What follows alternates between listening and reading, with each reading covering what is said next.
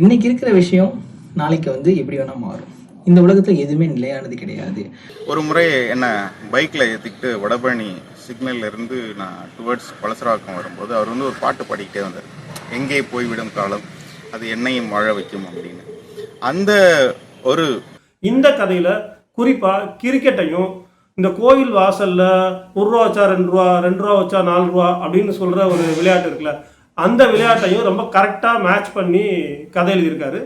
இவர் ஆனால் முத்தம் உதட்டில் தான் கொடுக்கணும்னு முடிவு பண்ணி முத்தம் கொடுக்க போகும்போது காதலி தலை திருப்பினதையும் முத்தம் கன்னத்துக்கும் கழுத்துக்கும் நடுவில் விழுந்துருது. அந்த நாய் மேலே ரொம்ப ஈடுபாடோடு இருக்கிறது அவருக்கு பார்க்க பிடிக்கல. ரொம்ப ஒரு அசூயை, ஒரு வெறுப்பு வர்றதுனால அந்த நாயை அடித்து துரத்திடுறாரு. நம்மளே மனதார செத்து போய் தான் ஊருக்கு போகலான்னு முடிவு பண்ணிட்டோம். இது பணமாக நடிக்கிறது பெரிய விஷயமா, பரவாயில்ல அப்படின்னு சொல்லி அதுக்கு சம்மதிச்சு ஒரு முள் வேலியில் பிணமாக நடிப்பதற்கான ஒரு ஆயத்தத்தில் இருக்காரு. அவருக்கு அந்த பூச்சிக்கொல்லி மருந்தோட சாராயத்தை சேர்த்து குடிக்கிறப்ப அது பூச்சிக்கொல்லி மருந்தோட ட்ரீட்மெண்ட்டுக்காக அது உடம்புல இருக்க அட்ரோபன் ஒரு மருந்து கொடுப்பாங்க. அது கொஞ்சம் எக்ஸஸாக கொடுப்பாங்க. அவர் நேரடியாக கொடுக்கணும், மறைமுகமாக கொடுத்து உதவி பண்ணுறாரு. அந்த ஒரு குற்ற உணர்ச்சியோடையே அவர் துக்க வீட்டில் செல்வம் இருக்கும்போது அந்த உணர்வுகளை வெளிப்படுத்துகிற விதம் இருக்கு, ரொம்ப அருமையாக இருக்கும். அவங்களுக்கு அப்படி ஒரு நாள் லாபத்தின் காரணமாக பருத்தி பயிரிடும் பொழுது அந்த பருத்தி பூச்சி கடிச்சு அதனால ஏற்படுற விளைவை அவங்க உடல் ரீதியாக ரொம்ப அனுபவிக்கிறாங்க.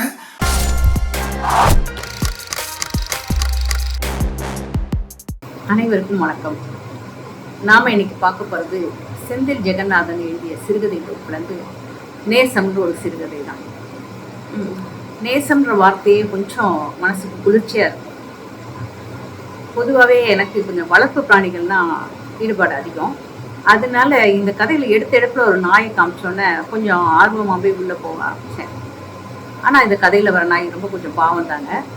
ஏன்னா கதையோட நாயகன் தான் மனைவி, நிறைய மாத கர்ப்பிணியாக இருக்க மனைவி, அந்த நாய் மேலே ரொம்ப ஈடுபாடோடு இருக்கிறது அவருக்கு பார்க்க பிடிக்கல. ரொம்ப ஒரு அசூயை, ஒரு வெறுப்பு வர்றதுனால அந்த நாயை அடித்து துரத்திடுறாரு.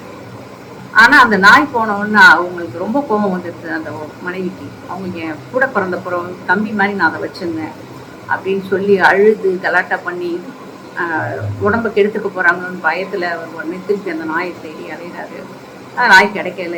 2-3 நாள் பசி தூக்கம் இல்லாமல் 2-3 நாள் தேடி தேடி தேடி ஒரு சின்ன பையன் அதை வச்சுருக்கான். அதை கண்டுபிடிக்கிறாரு. அப்புறம் அந்த பையனுக்கு தெரியாமல் திருட்டுத்தனமாக தூக்கிட்டு வந்து மனைவிட்ட கொடுக்குறாரு. அதுக்கப்புறம் இவங்க குழந்தையும் பிறந்து இவர் வீட்டில் தனியாக ஒரு அமைதியான சூழ்நிலையில் அந்த நாயை பார்க்கும்போது மனசுக்குள்ளே, ஏன்டா இந்த ஒரு சின்ன ஜீவன், ஒரு அழகான ஜீவன், இதை பார்த்து எனக்கு ஏன் அவ்வளோ அருவருப்பு, ஏன் ஒரு வெறுப்பு அப்படின்னு தோண ஆரம்பிக்குது. அந்த நாய் கூட அவர்கிட்ட கொஞ்சம் கூட அந்த விரோதம், அவர் அடித்தார்ன்ற அந்த கோபத்தை காமிக்காமல் ஆசையாக அவர் காலடியில் நிற்குது. அப்போ அவருக்கு அந்த குற்ற உணர்ச்சி இன்னும் அதிகமாகிடுது. அது தடவி கொடுக்கும் போதே மனசுக்குள்ள அந்த பையனோட முகம் ஞாபகத்துக்கு வருது. இவர் நாயை தூக்கிட்டு வந்ததுலேருந்து அந்த பையன் ஒரு விளையாட போகாமல் ரொம்ப சோகமாகவே அந்த வீட்டில் இருக்கிறத அவர் கவனிச்சிருக்காரு. இப்போ அவருக்கு அந்த நாயை அவர்கிட்ட கொடுத்து அந்த பையனை சந்தோஷப்படுத்தணும்னு தோணுது. அதனால சரி, இப்போ மனைவிக்கு ஒரு குழந்தை வந்ததுனால நாயை மறந்துடுவாங்கன்னு சொல்லிட்டு அந்த நாயை தூக்கிட்டு போறாரு அவன்கிட்ட கொடுத்துருக்கு. இந்த கதை எனக்குள்ள என்ன தோணுச்சுன்னா, நம்மளா முடிவு பண்ணிடுவோம் இந்த நாய்க்கு இது பிடிக்கும், இவர்கிட்ட இருந்தால் சந்தோஷமா இருக்கும், இருக்காது. இது மட்டும் இல்லை, இன்னும் இப்படி நிறைய விஷயங்கள். ஏன்னா நான் அனுபவப்பட்டிருக்கேன். என்கிட்ட ஒரு நாய் இருந்தது. அது ரொம்ப ரொம்ப புத்திசாலி நாய். எல்லாத்தையும் அனுபவம் இருக்கும். சின்ன குழந்தைங்களை அவங்க அம்மா அடித்தா கூட போய் குலைக்கும் அவங்கள பார்த்து. நாய் அம்மாவை குழந்தைங்களை அடிக்கக்கூடாதுன்னு சொல்லிட்டு, அப்படிப்பட்ட நாய் திடீர்னு தெருவில் இருக்க பசங்களை கடிக்க ஆரம்பிச்சிது. எனக்கும் ஒன்றும் புரியல. பட் ஆனால் அதுக்குள்ளே நல்ல அந்த கூட எனக்கு அந்த டச் இருந்ததுனால அப்புறமா தான் விஷயம் புரிஞ்சுது.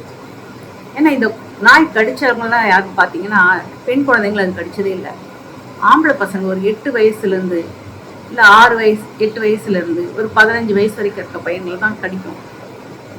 காரணம் என்னென்னா, இது எங்கள் வீடு கொஞ்சம் தாழ இருக்கும். சுற்றி இந்த பசங்க பக்கத்து வீட்டிலேருந்து மாடியிலேருந்து இல்லை தெருவில் எங்கேயாவது இருந்து அதை சீண்டிக்கிட்டே இருப்பாங்க. ஏதாவது அதை வெறுப்பேற்றுற மாதிரி சில செயல்கள் செஞ்சுக்கிட்டே இருப்பாங்க. இதுவும் அப்போ ஒன்றும் பண்ண முடியாதுன்னு விட்டுட்டு அவங்க ரோட்டில் எப்போ வராங்கன்னு பார்த்து ஓடி போய் ஒரே செகண்ட் நம்ம கடிச்சிட்டு வந்துடும். இது அப்புறமா தான் எங்களுக்கெல்லாம் புரிஞ்சுது. அதுக்குள்ளே தெருவில் ஒரே பிரச்சனை. யாருக்குமே அந்த நாயோட மனநிலேருந்து யோசிக்க முடியாது தானே. அவங்க குழந்தைங்க தான் அவங்களுக்கு முக்கியம். எங்கள் பிள்ளைங்களால இந்த நாய் கடிக்குதுன்னு சொல்லி ஒரே சண்டை ஆகி அதை வேற இடத்துக்கு அனுப்பிட்டோம் நாங்கள். எனக்கு அது உண்மைக்குள்ளே ரொம்ப ஆழமாக தான் வருத்தமாக தான் இருந்தது. ஏன்னா அது சைடும் ஒரு நியாயம் இருந்தது. அதை கேட்குறதுக்கு யாருமே இல்லை. நம்ம மனுஷனை நம்மளோட வியூவில் மட்டுமே எல்லாத்தையும் பார்க்குறோம்.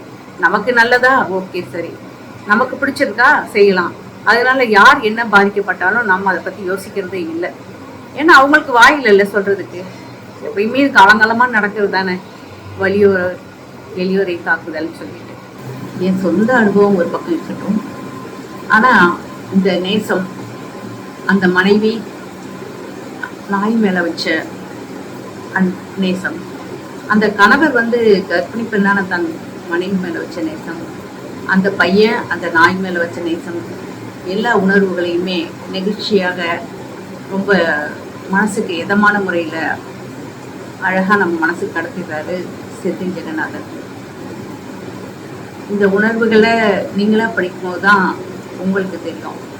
கதை உண்மையிலேயே அவரோட பரிதவிப்பு, அந்த பெண்ணோட ஆங்காரம், அந்த நாயை பிரிஞ்சு அவங்களோட தவிப்பு, அப்புறம் அவர் நாயை தேடுற இதெல்லாம் உண்மையிலேயே மனசுக்குள்ள ஒரு நல்ல ஈடுபாட்டோட படிக்கிற மாதிரி இருந்தது.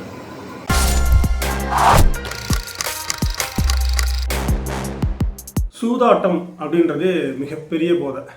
ஏன்னா நீங்கள் ஒரு தடவை விளையாட ஆரம்பிச்சிட்டிங்கன்னா தோத்தாலும் இல்லை ஜெயிச்சாலும் திரும்பி அதுக்குள்ளே நீங்கள் விளையாண்டு தான் இருப்பீங்க. ஏன்னா ஒரு விளையாட்டுக்குள்ளே எப்போ பணம் அப்படின்றது உள்ளே வருதோ அப்போ அது சூதாட்டம் அப்படின்றத நம்ம புரிஞ்சுக்கலாம். அதே தான் நீங்கள் எந்த விளையாட்டை எடுத்தாலும் அது தன்னோட உடல் வலிமைக்கோ இல்லை நம்ம குழுவாக சேர்ந்து இயங்குறதுக்கான விஷயங்களை கற்றுக் கொடுக்கறதுக்கோ இல்லை நம்ம வாழ்வியலோட சேர்ந்த விஷயங்கள் தான் விளையாட்டாக நம்ம உருவாக்கியிருக்கோம். ஆனால் அந்த விளையாட்டு போட்டிகளாக மாறி அதுக்குன்னு ஒரு புகழும் பணமும் என்னைக்கு உருவாகுதோ அன்னைக்கு அதுக்குள்ளேயும் சூதாட்டம் ஆட்டோமேட்டிக்காக வந்துடுது. இதை நான் ஏன் சொல்கிறேன்னா, முழு திறமை இருக்கிறவனுக்கு சில நேரங்களில் அது விளையாடுறதுக்கான இடத்த அவனால் ரீச் பண்ண முடியாது. ஆனால் கம்மியாக திறமை இருக்கிறவன் உள்ள ஆள் பலமோ பணபலமோ வச்சுருந்தான்னா அவனால் ஈஸியாக அந்த இடத்துக்கு போயிட முடியுது. இதை நம்ம நிறையா பார்த்துட்டே இருக்கோம். இந்த கதையில் குறிப்பாக கிரிக்கெட்டையும் இந்த கோயில் வாசலில் 1 ரூபா வச்சா 2 ரூபா, 2 ரூபா வச்சா 4 ரூபா அப்படின்னு சொல்கிற ஒரு விளையாட்டு இருக்குல்ல, அந்த விளையாட்டையும் ரொம்ப கரெக்டாக மேட்ச் பண்ணி கதை எழுதியிருக்காரு. அதுக்கே ஃபஸ்ட்டு பாராட்டணும். ரெண்டாவதாக பொதுவாக ஒரு சோகமான கதை எழுதணும் அப்படின்னு நம்ம யோசிச்சிட்டோம்னாலே ஒரு கிராமம், கஷ்டப்படுற ஃபேமிலி, கூலி வேலை பார்க்குறவங்க, இல்லை குடிகார அப்பா, அம்மாவுக்கு அப்பாவுக்கு சண்டை, இந்த மாதிரி எழுத ஆரம்பிச்சிட்டாலே அதில் நிறைய சோகங்களை நம்மளால் எழுதிட முடியும். அதே மாதிரியான ஒரு களத்தில் அதே மாதிரியான ஒரு கதையை தான் இந்த கதை எழுதப்பட்டிருக்கு.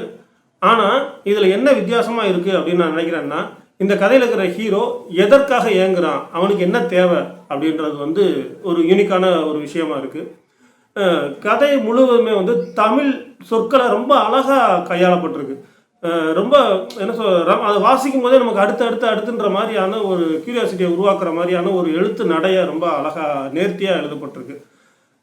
எனக்கு இந்த கதையில் ரொம்ப நெருடல் அப்படின்னு நான் ஒன்று சொல்லணும் அப்படின்னு நினச்சேன்னா, இந்த கதையோட முடிவுக்கு அப்புறம் அந்த ஹீரோ பச்சை என்ன ஆவான், இந்த உலகம் அவனை எப்படி ரிசீவ் பண்ணிக்கிறோம், அவன் ஒரு திரவியத்தை மாதிரி தான் வாழ்வானா, இல்லை ஏன் திரவியம் அப்படி மாறினா அப்படின்றதுக்கான உண்மையை அவன் தெரிஞ்சுக்குவானா அப்படின்ற மாதிரி நிறையா கேள்விகள் எனக்கு இல்லை ஓடிட்டே இருக்குது. ஏன்னா ஒரு கதை அந்த கடைசி வார்த்தையோட முடிய போகிறது கிடையாதுல்ல, அதுக்கு பின்னாடி ஒரு கதை எப்பயுமே இருக்கும். அதுதான் அந்த கதையோட முடிவாக நம்ம பார்க்கணும். ஏன்னா எனக்கு இந்த கதையில் கண்டிப்பாக பச்சை என்னவாகுவான், அவனும் ஒரு திரவியமாக மாறிடுவானா அப்படின்ற ஒரு பயம் இருந்துகிட்டே இருக்குது. இந்த கதையோட பேர் யவம். யவம் அப்படின்றது தமிழில் நம்ம தேடும்போது எனக்கு முதல்ல அதுக்கான அர்த்தம் கிடைச்சது துன்பம் அப்படின்ற மாதிரியான ஒரு மீனிங். இந்த கதைக்குள்ளே அந்த துன்பம் இருக்குது. ஸோ கரெக்டான ஒரு தலைப்பு அப்படின்னு நான் நினச்சேன். ரெண்டாவது, இதே யவமுக்கு குற்றம்ன்ற ஒரு மீனிங்கையும் நான் பார்த்தேன். ஸோ இந்த கதைக்குள்ளே ஒரு குற்றம் இருக்குது, அது மிகப்பெரிய குற்றம், அது எல்லாரும் எல்லா இடத்துலையும் சந்திக்கிற ஒரு குற்றம். அதையும் இது சொல்கிறனால இந்த யவம்ன்ற தலைப்பு ரொம்ப கரெக்டாக இருக்கே அப்படின்னு தோணுச்சு. அதையும் தாண்டி இந்த யுவத்துக்கு நான் இன்னொரு மீனிங் தேடும்போது இழிவு அப்படின்ற ஒரு வார்த்தையை பார்த்தேன். உண்மையிலேயே இந்த கதை இழிவுபடுத்தும் போது நடக்கிற ஒரு விஷயத்தை பற்றி தான் பேசுது. அந்த விதத்தில் இந்த தலைப்பும் சரி, இந்த கதையும் சரி, மிக அருமையாக எழுதப்பட்டிருக்கு. இந்த கதை எழுதுனது செந்தில் ஜெகநாதன். அவரோட மலைக்கண் அப்படின்ற கதை தொகுப்பில் இருக்குது. உங்கள்கிட்ட இந்த கதையை நான் பேசணும், இந்த புக்கை நீங்கள் படிக்கணும் அப்படின்னு சொல்கிறதுக்கு ஒரே ஒரு காரணம், இந்த புக்கை நீங்கள் படிக்கிற வேண்டிய அந்த 2 மணி நேரம் உங்கள் வாழ்க்கையில் நீங்கள் கற்றுக்க வேண்டிய அன்பையும் அறத்தையும் இது சொல்லுது. அதனால தயவு செய்து இதுக்காக ஒரு 2 மணி நேரம் ஒதுக்கி இந்த புத்தகத்தை படிக்கணும்னு நான் கேட்டுக்கிறேன். நன்றி.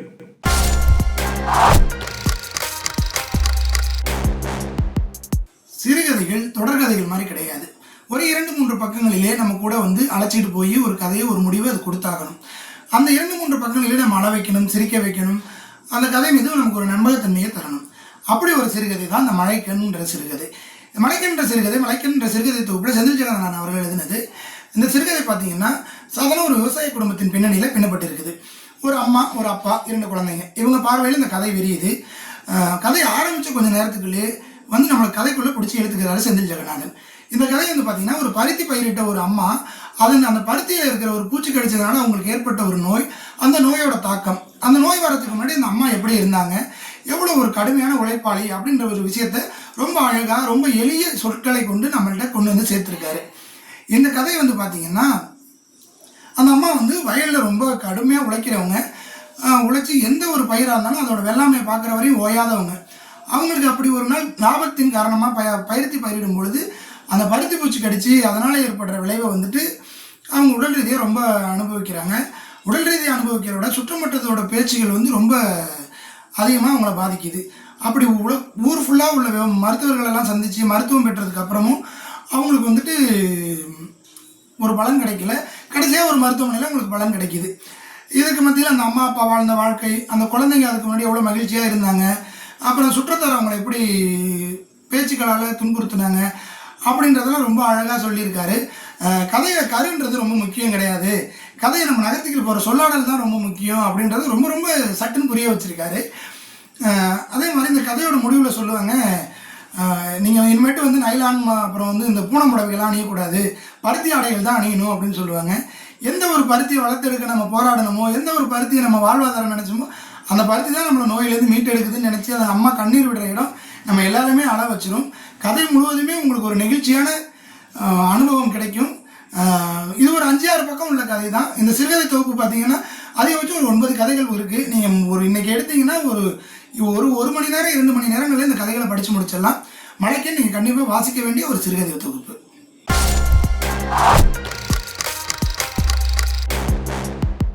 அன்பின் நிழல் செந்தில் ஜெகநாதனுடைய மழைக்கண் சிறுகதை தொகுப்புலேருந்து ஒரு கதை பற்றி தான் இப்போ நான் பேச போகிறேன். ஒரு தானாக கஷ்டப்பட்டு உழைச்சி எல்லா சொத்துக்களையும் வயலையும் சம்பாதிச்ச ஒருத்தர் வந்து அவரோட பெண்களோட கல்யாணத்துக்கும் மகன்களோட படிப்புக்கும் ஒரு ஸ்டேஜ் எல்லாத்தையுமே இழந்து அவரோட பையன் வந்து படிக்காமல் இவ்வளோ வேறு தான் பண்ணிட்டு இருக்கும்போதும் அந்த ஏழாமையில் அவங்க மேலே அவ்வளோ கோபத்தை காமிப்பார். ஸோ அந்த பையனுக்கும் அப்பாவுக்கு இருக்க மன போராட்டம் தான் அந்த கதையே. ஒரு ஸ்டேஜில் அவர் வந்து குடிக்கு வந்து ஃபுல்லாகவே அடிமையாகிடுவார்.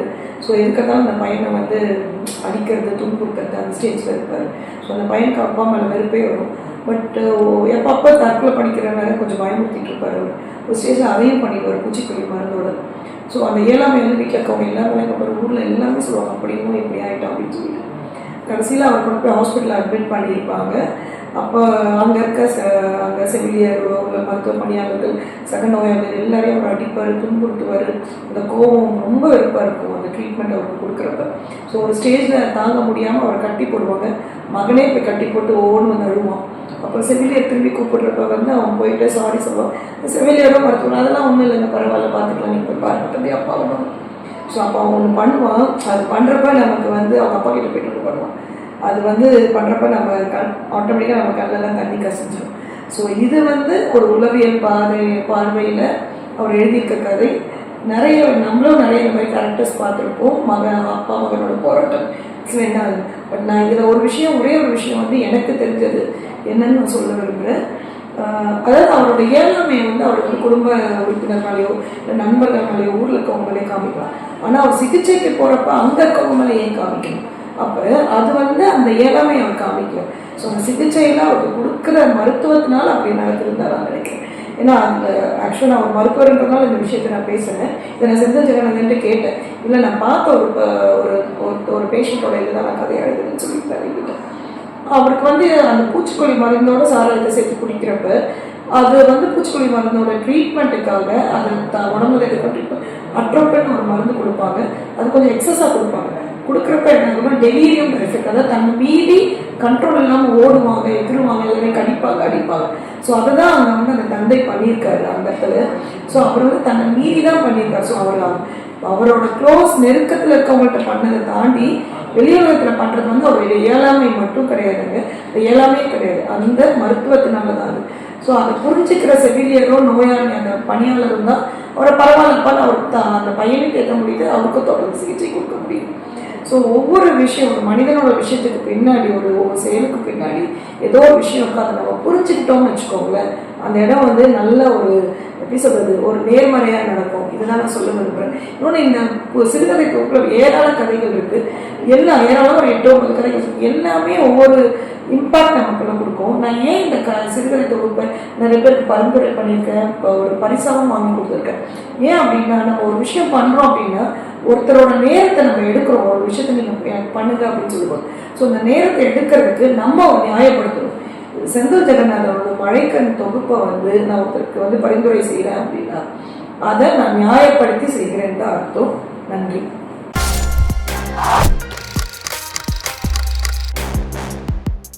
நாம் இப்போ பார்க்க போகிறது மலைக்கண் அப்படிங்கிற புத்தகத்தில் இருக்கிற ஆடிசன் அப்படிங்கிற சிறுகதை தொகுப்பு பற்றின ஒரு சின்ன விமர்சனம். இதோட எழுத்தாளர் பேர் செந்தில் ஜெகநாதன். இந்த எழுத்தில் வந்து நம்ம பார்க்க போகிறது என்ன அப்படின்னா, ஒரு கல்யாணமாகாத ஒரு வாலிபனோட கதை. கனவில் ஆரம்பித்த இந்த கதை தன் கனவை துரத்த விரும்பியவனின் கதை, காதலையும் கனவாக்கி விட்ட ஒருவனின் கதை. இந்த கதையை படிக்கும்போது நம் கடந்த காலங்களையும் கனவாய் மீளுருவாக்கம் செய்து விடுகிறது. குழந்தை தேர்வுக்காக நடக்கும் ஆடிஷனில் அந்த குழந்தைகளின் சுட்டித்தனத்தை விவரிக்கும் பொழுது நமக்கும் அந்த தன்மை வந்து ஆட்கொண்டு விடுகிறது. குழந்தைகளின் சுட்டித்தனங்களை விவரிக்கும் அதே வேளையில் குழந்தைகளை குழந்தைகளாக இருக்க விடாமல் பெற்றோர்கள் செய்யும் அந்த செயலையும் சற்று சாடிவிட்டே செல்கிறார் இந்த எழுத்தாளர். குழந்தைகளின் தேடல்களுக்கான அந்த எழுத்தாளரின் எழுத்து நந்தன் என்ற கதாபாத்திரத்தின்படியே நம்மையும் நம்முள் சற்று தேடச் செய்து விடுகிறது.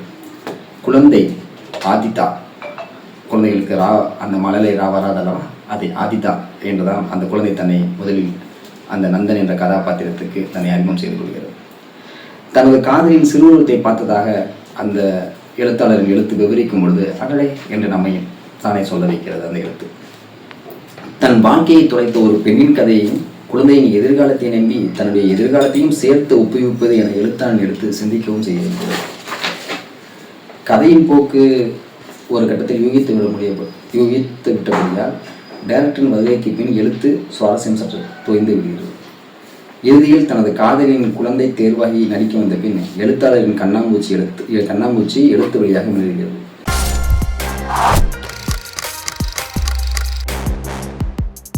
நித்தியமானவன். வெற்றி எவ்வளவு முக்கியம்? வாழ்க்கையில் எல்லாருமே வெற்றிக்காக தான் போராடிட்டு இருக்கோம். சினிமா துறையில் ஜெயிக்கணும் அப்படின்ற எண்ணத்தோட சொந்த ஊரை, சொந்த பந்தங்களை, ஆசாபாசங்களை விட்டுட்டு சென்னையில் போய் திரைப்படத்துறையில் வாய்ப்பு தேடுகின்ற சண்முகம் அப்படின்ற ஒருத்தருடைய கதை தான் இந்த நித்தியமானவன். வெற்றி எல்லாருக்கும் முக்கியம்தான், எல்லாரும் முயற்சி பண்ணுறாங்க. ஆனால் வெற்றி ஏன் ஒரு சிலருக்கு மட்டும் கிடைக்குது?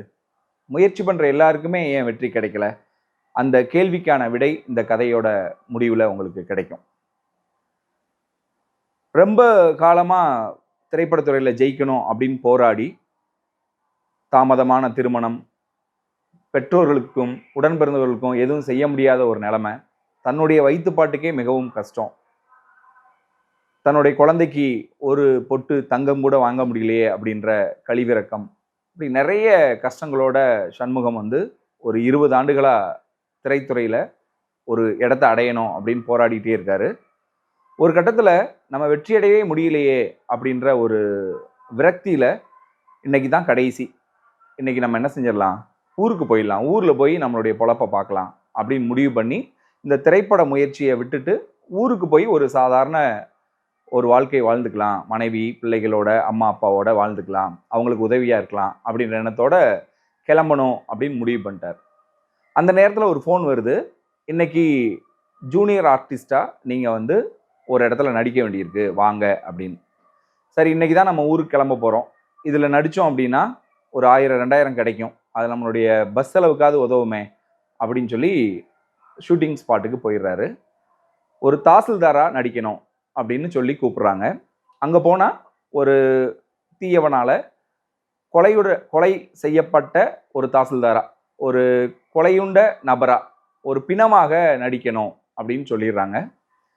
சரி, ஓகே, நம்மளே வந்து மனதார செத்து போய் தான் ஊருக்கு போகலான்னு முடிவு பண்ணிட்டோம், இது பிணமாக நடிக்கிறது பெரிய விஷயமா, பரவாயில்ல அப்படின்னு சொல்லி அதுக்கு சம்மதிச்சு ஒரு முள் வேலியில் பிணமாக நடிப்பதற்கான ஒரு ஆயத்தத்தில் இருக்கார். கூட உடன் பழகியவர்கள் என்ன செய்கிறாங்க, சண்முகம் இந்த ஷூட்டிங் முடிஞ்சோடனே நீ இன்னொரு சாரை போய் பாரு, அவருமே ஜூனியர் ஆர்டிஸ்ட் செலெக்ஷனில் இருக்காரு, நீ அங்கே போனீங்கன்னா உனக்கு நல்ல வாய்ப்பு கிடைக்கும் அப்படின்னு பேசுகிறாங்க.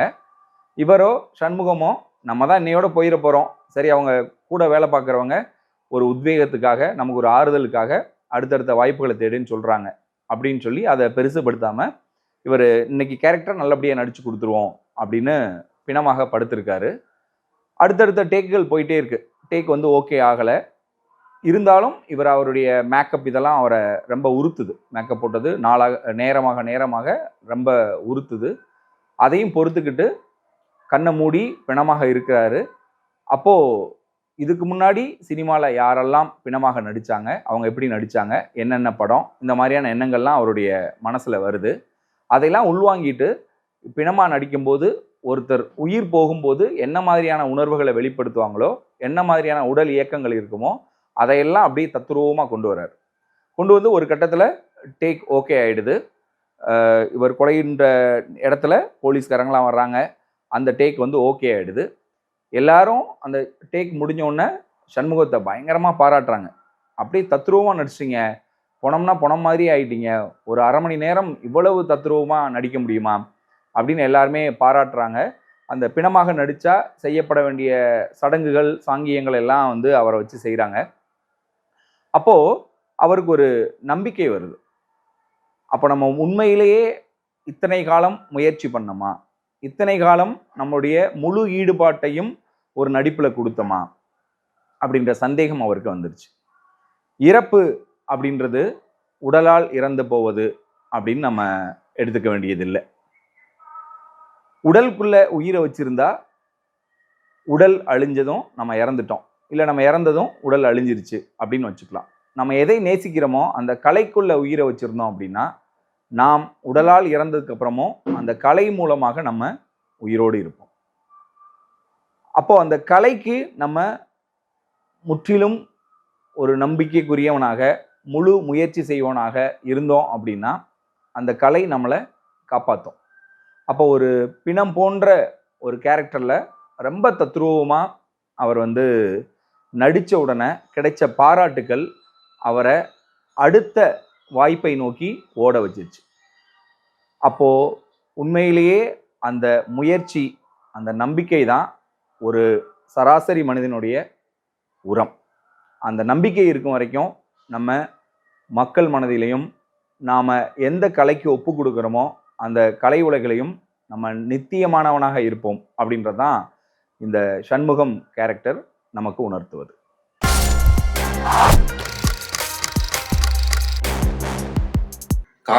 காக்களம் சிறுகதை வந்து ஒரு மளிகை கடையிலேருந்து ஆரம்பிக்கும். மஞ்சத்தூள் 100 கிராம் அப்படி ஒரு மங்களகரமான வார்த்தையிலேருந்து ஆரம்பித்து ஒரு மெல்லிய இசை வழியாக நம்மளை ஒரு துக்க வீட்டுக்குள்ளே கொண்டு போவாங்க. கதை ரொம்ப அருமையான கதை. ஒரு கடை முதலாளி தான் இறந்துருப்பார். செல்வம் கடையில் வேலை பார்க்குற ஒரு முக்கியமான கேரக்டர். செல்வம் யாருன்னு பார்த்தீங்கன்னா நம்ம இறந்த முதலாளியோட கடையில் வேலை பார்க்குற பையன். ரொம்ப நல்ல பையனாக தான் இருப்பான் ஃபஸ்ட்டு ஆரம்பத்தில். அது கடை முதலாளியும் நம்பிக்கையோட தொழில் ரகசியமெல்லாம் சொல்லி கொடுக்குறாரு. எவ்வளோ மனசில் வலி இருந்தாலும் உடம்புல வலி இருந்தாலும் அதை வார்த்தையிலையும் முகத்துலையும் வெளிப்படுத்தக்கூடாதுங்கிறத ரொம்ப அழகாக சொல்லி கொடுப்பாரு. அப்புறம் அவருக்கு ரொம்ப இசை கச்சேரின்னா ரொம்ப பிடிக்குது. நீச்சல் தெரியாமலே ஒரு காவேரி கரையில் கழுத்தளவு தண்ணி போகிற காவேரியிலேயே ஆற்றிலேயே இறங்கி போய் இசை கச்சேரி பார்க்குறாங்க.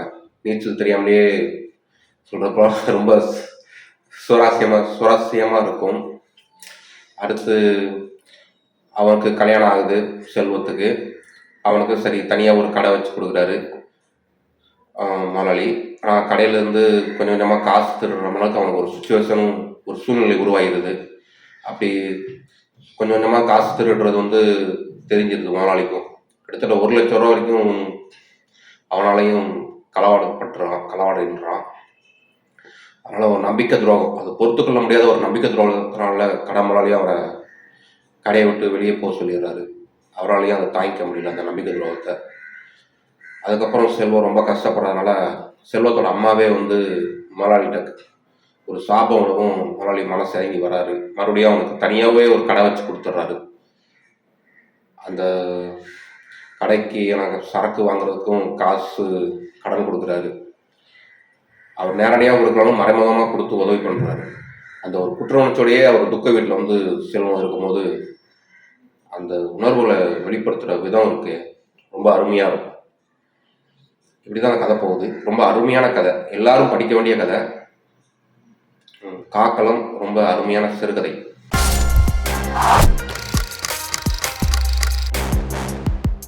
காதல் பொதுவாக காதல் எந்த வயசில் வந்தாலும் உடனே அழகாகணும்னு நினைப்பாங்க. கதையின் நாயகனுக்கு 39 வயசில் காதல் வருது. மீசியில் இருக்கிற வெள்ளை முடியும் தலையில் இருக்கிற வெள்ளை முடியும் வெட்டி அழகாக நினைக்கிறாரு. ஆனால் இந்த கதை வெள்ளை முடியை பற்றியோ காதலை பற்றியோ இல்லை, முத்தத்தை பற்றி. 39 வயசுக்கு அப்புறம் காதல் வர்ற நாயகனுக்கு 7 மாதம் காதலிக்க ஆரம்பித்து 7 மாதத்துக்கு அப்புறமா காதலிக்க முத்தம் தரணும்னு தோணுது. அதுக்கு முன்னாடி ட்ரை பண்ணுறாரு, ஆனால் அவ்வளவு முடிவாக முத்தம் கொடுக்கணும்னு நினைக்கிறேன். 7 மாதத்துக்கு அப்புறமா எப்படியாவது முத்தம் கொடுத்துடணும்னு நினைக்கிறாரு. அப்போது அவர் வாடகை வீட்டில் குடியிருக்கிற ஹவுஸ் ஓனர் ஊரில் இல்லாதப்போ காதலியை வர சொல்கிறாரு. மாலை நேரம் 4 மணிக்கு வர சொல்லிட்டு மாடியிலிருந்து வெயிட் பண்ணிகிட்ருக்கார். காதலி வரட்டும்னு சொல்லிட்டு காணோம். வெயிட் பண்ணி பார்க்குறாரு. 4 மணின்னு சொன்னாலும் காதலி வராங்கன்னா நேரத்துலேயே கிளம்பியிருப்பார் இல்லையா. எல்லாம் ட்ரெஸ் பண்ணி வெளியே நிற்கிறாரு. ஹவுஸ் ஓனர் இல்லாதனால பயம் இல்லை. கீழ் வீட்டுக்காரங்களும் மேலே துணி காயப்பாட வந்துடுவாங்களோ அந்த சான்ஸும் இல்லை. ஏன்னா மாலை ஆயிடுச்சு. இருந்தாலும் அப்பப்போ கை உயர்த்தி யாராவது படியில் ஏறுறாங்கன்னு பார்த்துட்ருக்காரு.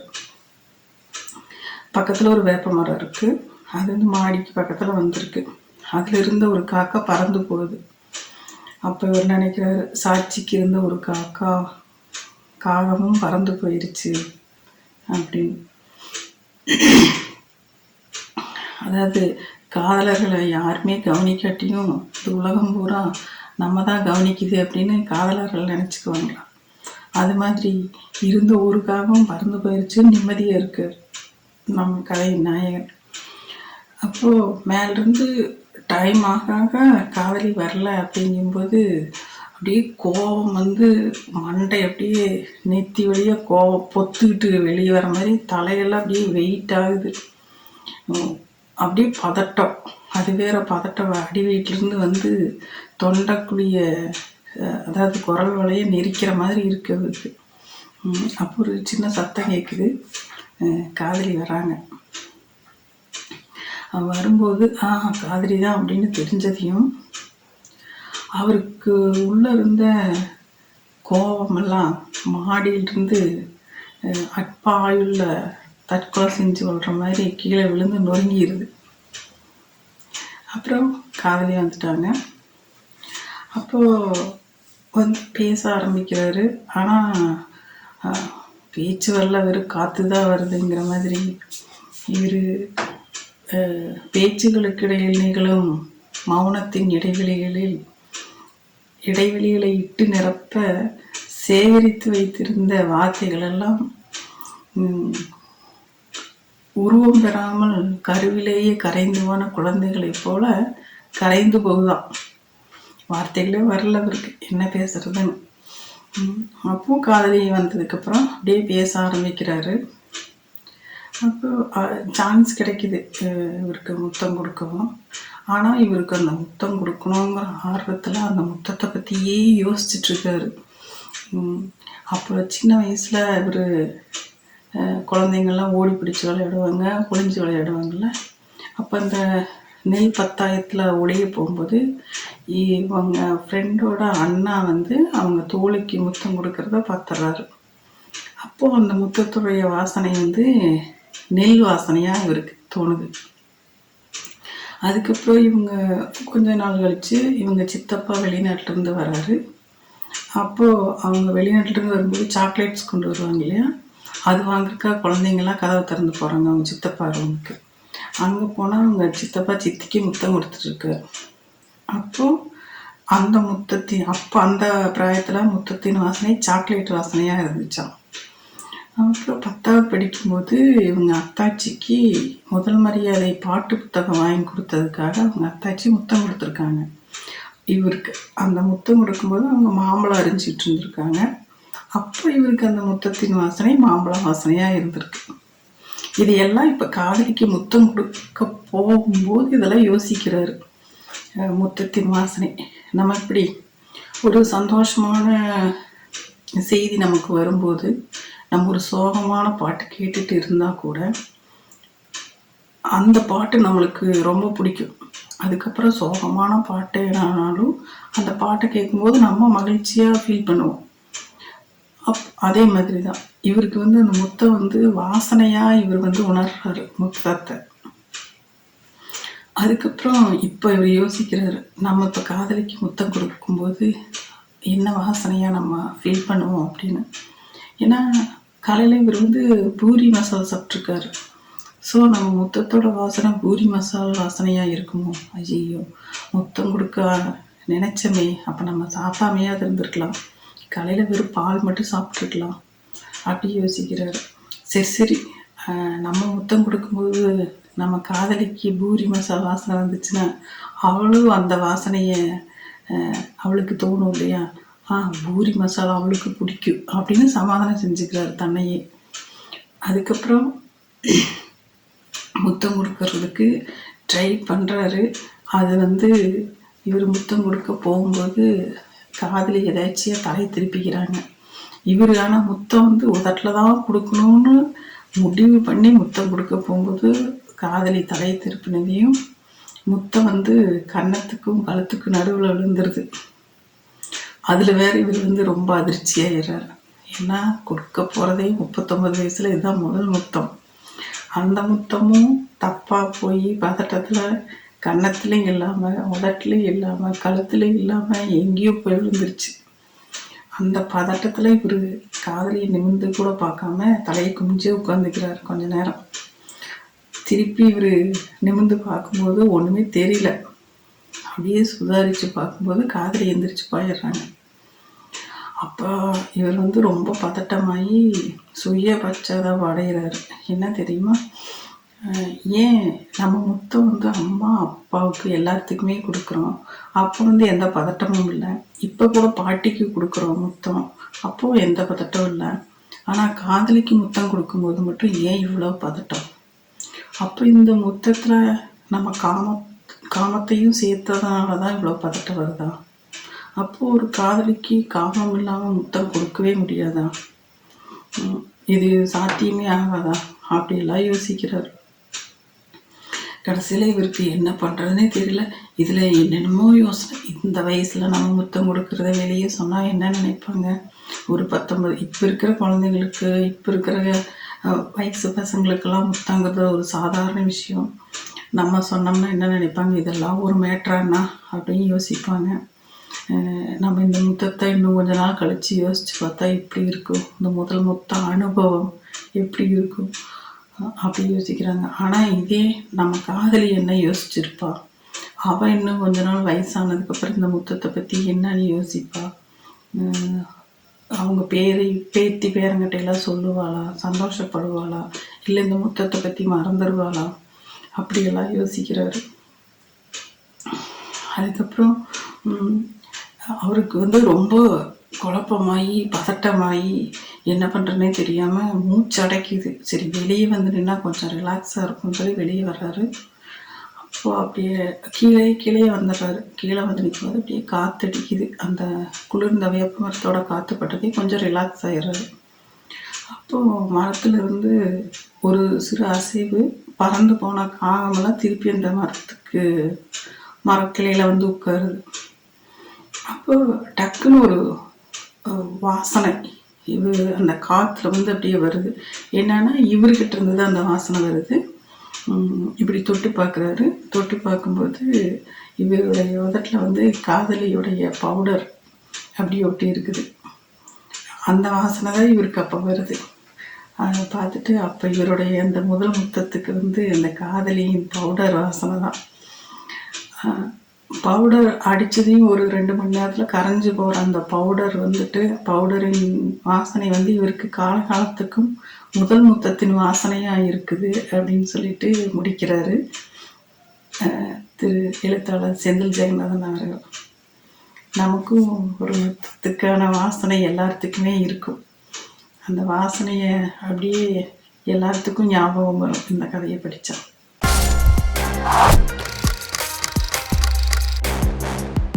எழுத்தாளர் செந்தில் ஜெகநாதன் எழுதிய மழைக்கண் சிறுகதையிலேருந்து ஒரு 2 சிறுகதைகளை பற்றி உங்கள்கிட்ட பகிர்ந்து கொள்ள ஆசைப்பட்றேன்.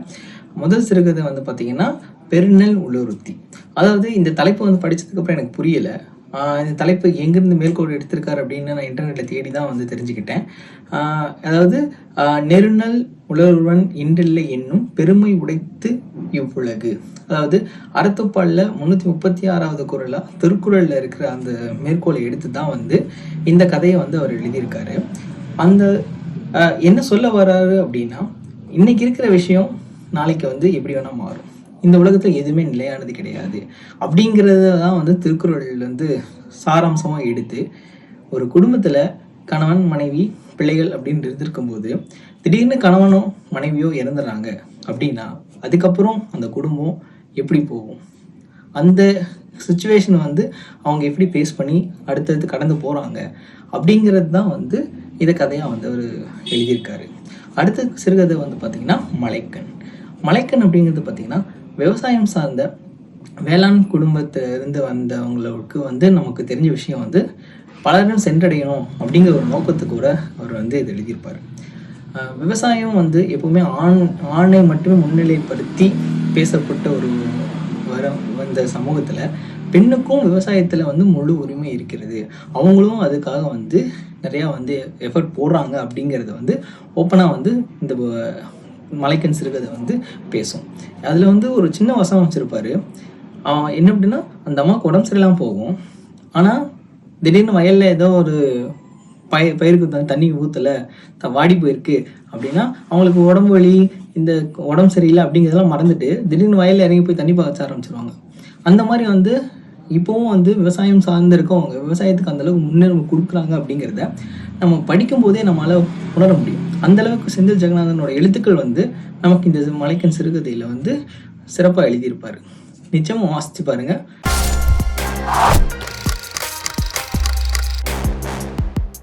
வணக்கம், நான் செந்தில் ஜெகநாதன். மழைக்கண், அநாகதநாதம் ஆகிய 2 சிறுகதை தொகுப்புகள் எழுதிய சிறுகதை ஆசிரியர். மழைக்கண் தொகுதி வெளிவந்தது 2022ஆம் ஆண்டு ஜனவரி மாதம். வெளியான நாள் முதல் இன்று வரை அந்த தொகுப்பில் இருக்கும் கதைகள் குறித்து யாரேனும் ஒருவர் தினசரி ஃபோன் மூலமாகவோ நேரடியாகவோ பேசிக்கொண்டே இருப்பது பெரும் மகிழ்ச்சி அளிக்கிறது.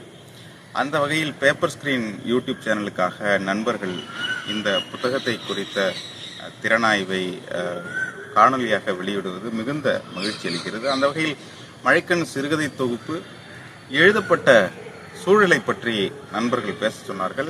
சில கருத்துக்களை உங்களிடம் பகிர்ந்து கொள்ளலாம் என்று இருக்கிறேன். இந்த மழைக்கண் தொகுப்பு வந்து எழுதப்பட்டது 2019-20 ஆண்டு காலகட்டத்தில், கொரோனா காலகட்டத்தில் எழுதப்பட்டது. இதில் இருக்கும் ஒவ்வொரு கதைக்கு பின்னாலும் ஒரு கதை இருக்கிறது. ஒரு கதை எழுதப்பட்டதுக்கு பின்னால் உந்துதலாகவோ அல்லது அது எழுதுவதற்கு ஒரு தாக்கமாகவோ ஏதேனும் ஒரு வரி, ஏதேனும் ஒரு சம்பவம் வந்து அதுக்கு பின்னாடி இருக்குது. அந்த வகையில் உதாரணத்துக்கு வந்து இப்போ மழைக்கண் அப்படிங்கிற கதை வந்து எப்போவோ ஒரு முறை எங்கள் அம்மா ஒரு நடுராத்திரி தூக்கத்தில் எழுந்து என் 3 பிள்ளையும் நல்லா இருக்கணும் சாமி அப்படின்ட்டு எங்கள் குலதெய்வம் சொக்காயை வேண்டின ஒரு சித்திரம் வந்து என் மனதுக்குள் சிறுவயதிலேருந்து இருந்துக்கிட்டே இருந்தது. அதோடைய வெளிப்பாடு தான் மழைக்கண் என்ற சிறுகதை. இப்போ நித்தியமானவன் அப்படிங்கிற கதை வந்து நான் சினிமாவில் ஒர்க் பண்ணுறேன். கடந்த ஒரு 9 வருடமாக சினிமாவில் துணை நடிகர்களை, உதவி இயக்குநர்களை, அவர்கள் படும் பாடுகளை தொடர்ந்து பார்த்துக்கிட்டே இருக்கேன். அதோட தொடர்ச்சியாக வந்து கிட்டத்தட்ட ஒரு 30 வருடமாக துணை நடிகராக இருக்கும் ஒருவர் ஒரு முறை என்னை பைக்கில் ஏற்றிக்கிட்டு வடபழனி சிக்னல்ல இருந்து நான் டுவர்ட்ஸ் பழசராக்கம் வரும்போது அவர் வந்து ஒரு பாட்டு பாடிக்கிட்டே வந்தார். எங்கே போய்விடும் காலம் அது என்னையும் வாழ வைக்கும் அப்படின்னு. அந்த ஒரு மொமெண்ட் வந்து அவரை பற்றி ஒரு கதை எழுதணும் அப்படின்னு நினச்சிக்கிட்டே இருந்தேன். அது நித்தியமான கதையாக வெளிவந்தது. அதுபோல் ஒரு கதைக்கு பின்னாடியும் ஒரு காரணம். இப்போ நேசன் அப்படிங்கிற கதை வந்து என் வாழ்வில் நடந்த ஒரு சிறு சம்பவம், அதை கதையாக மாற்றணும் அப்படின்னு நினச்சிருந்தேன். இன்னொரு நெருநல் உளநொடுத்தி அப்படிங்கிற எனக்கு ரொம்ப பிடிச்ச கதை, நான் எழுதுனதில் ரொம்ப பிடிச்ச கதை. அந்த கதை எழுதுவதற்கு முக்கியமான காரணம், ஒரு அதிகாலை நேரத்தில் எங்கள் அம்மா கிட்ட ஒரு அக்கா வந்து சொன்ன ஒரு வார்த்தை, குழந்தைய வந்து கேட்குறாளைக்கா நான் எப்படி கொடுக்கறது அப்படின்னு கேட்டதுக்கு எங்கள் அம்மா சொன்னாங்க, எங்கே இருந்தாலும் அது உன்னுடைய குழந்தை தானே அப்படின்னு எங்கள் அம்மா சொன்னாங்க. இந்த வார்த்தை வந்து ஒரு அரை தூக்கத்தில் என் காதில் விழுந்திருந்தது. அது வந்து ஒரு கதையாக மாறும். கிட்டத்தட்ட ஒரு 20 வருடங்கள் கழித்து அது ஒரு கதையாக மாறும் நான் எதிர்பார்க்கவே இல்லை. அப்படி எழுதப்பட்ட கதை தான் அது. அப்புறம் வந்து காகளம் அப்படிங்கிற கதை. காகளம் அப்படின்னா கிளாரினெட் அப்படின்னு அர்த்தம். ஒரு மோசமான நாளொன்றில் ஏற்பட்ட மோசமான அனுபவங்களுக்கு பிறகு நாதஸ்வர கலைஞர் மயிலை கார்த்திகேயன் அவரோட ஒரு இசைத்துணுக்கு கேட்டுக்கிட்டு இருந்தேன் யூடியூப்ல. கேட்கும்போது என்னை அறியாமல் கண்கள்லேருந்து கண்ணீர் வந்துட்டே இருந்தது. கண்ணை தொடச்சிட்டு ஒரு கட்டத்தில் அப்படியே ஒரு பிளாங்கான ஒயிட் ஸ்கிரீன் முன்னாடி உட்காந்து எழுத ஆரம்பிச்சது தான் அந்த காகளம் அப்படிங்கிற கதை. இப்படி ஒவ்வொரு கதைக்கு பின்னாடியும் ஏதேனும் ஒரு சொல், ஒரு காட்சி இருந்துக்கிட்டே இருக்கும் அப்படின்னு சொன்னாங்க. அப்படி முதல் கதை எழுதினது வந்து ஒரு மிக முக்கியமான சம்பவம்.